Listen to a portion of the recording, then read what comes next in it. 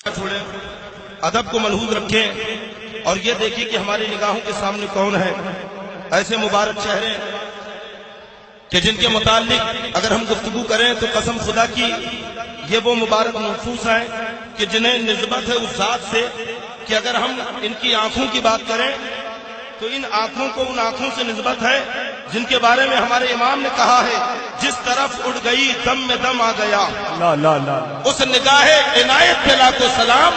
اگر ہم ان کے ہاتھوں کی بات کریں تو ان ہاتھوں کو ان ہاتھوں سے نسبت ہے کہ جن کے بارے میں سرکار اعلیٰ حضرت نے ہمیں سمجھایا ہے کہ ہاتھ جس سمت اٹھا موج بحر سواحل پہ لاکھوں سلام۔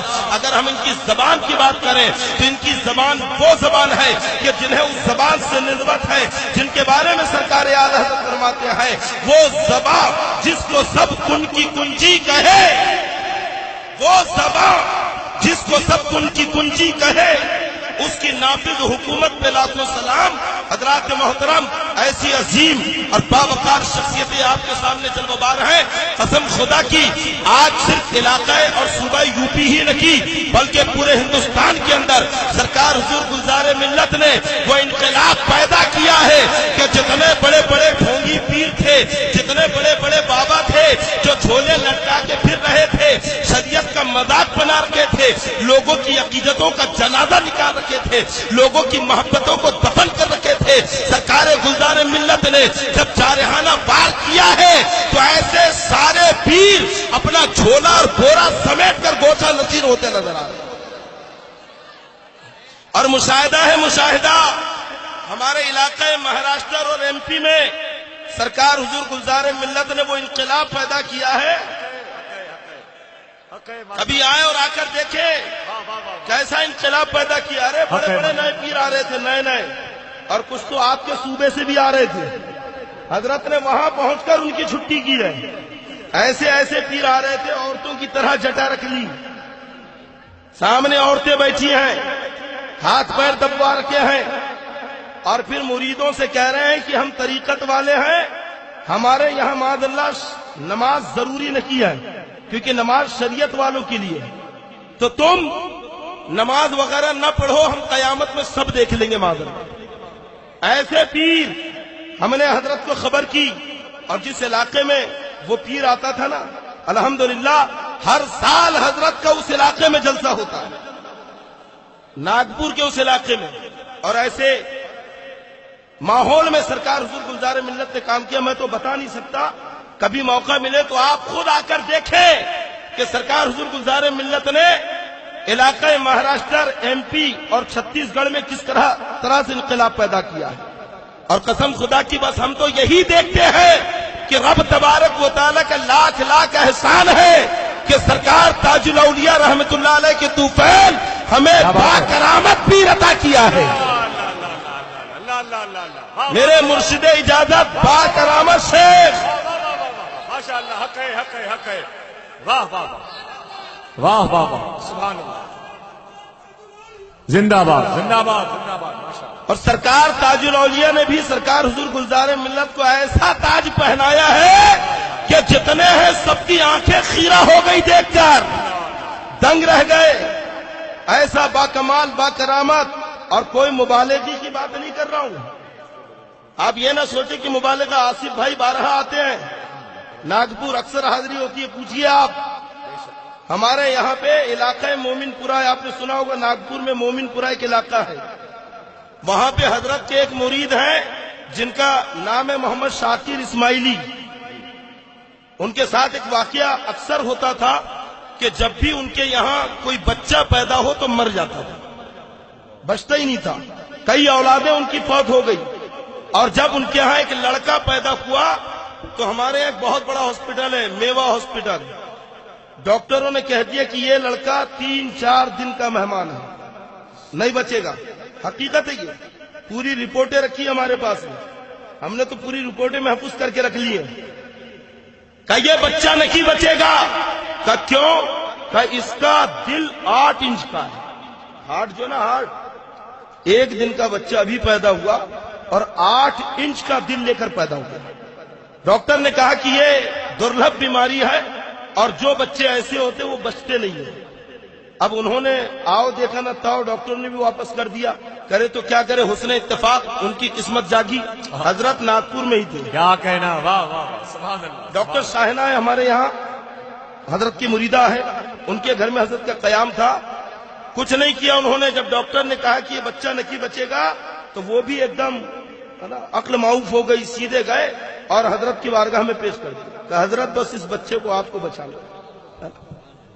لیکن بتائیے جب دریائے کرم جوش پر آتا ہے اور پھر جو سلسلہ شروع ہوا سرکار باسا اور سرکار مسئولے کے فیوز و برکات کا، تو سرکار حضور گلزار ملت کا بھی تیور اس وقت بدلا ہوا تھا۔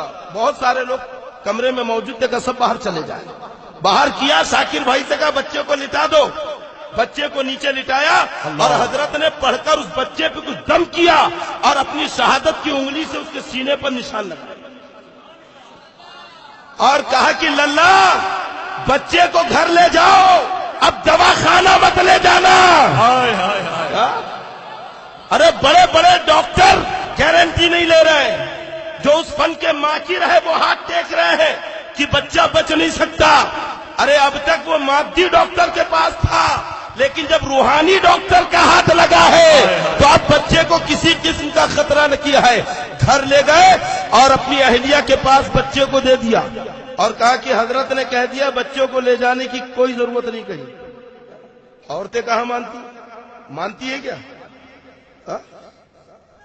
نہیں مانتی نا؟ آپ کے ہاں بھی ہوگا یہ معاملہ، نہیں مانتی جلدی۔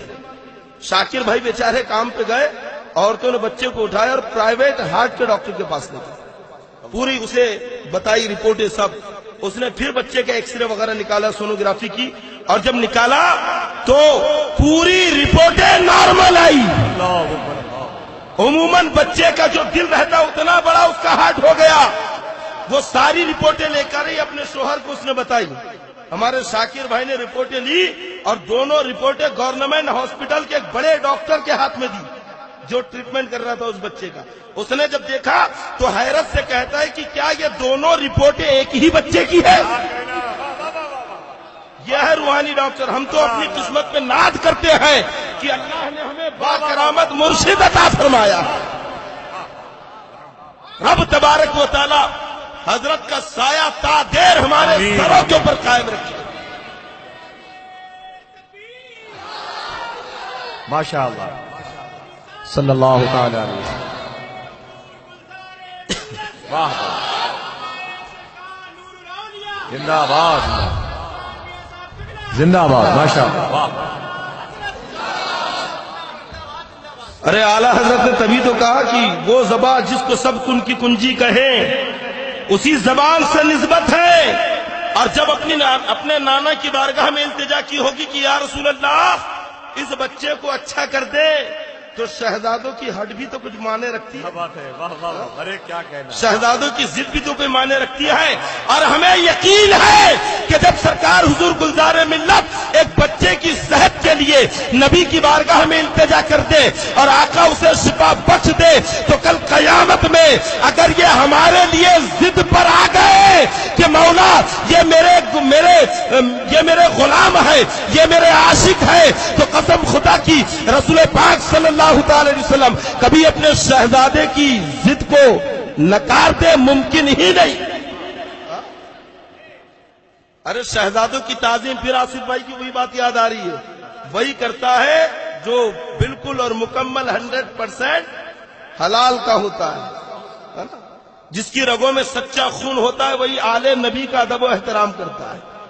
اور ہمیں تو فخر ہے کہ ہم ان کا صدقہ یہاں بھی کھا رکھے ہیں اور وہاں بھی ان کا صدقہ ملے گا انشاءاللہ۔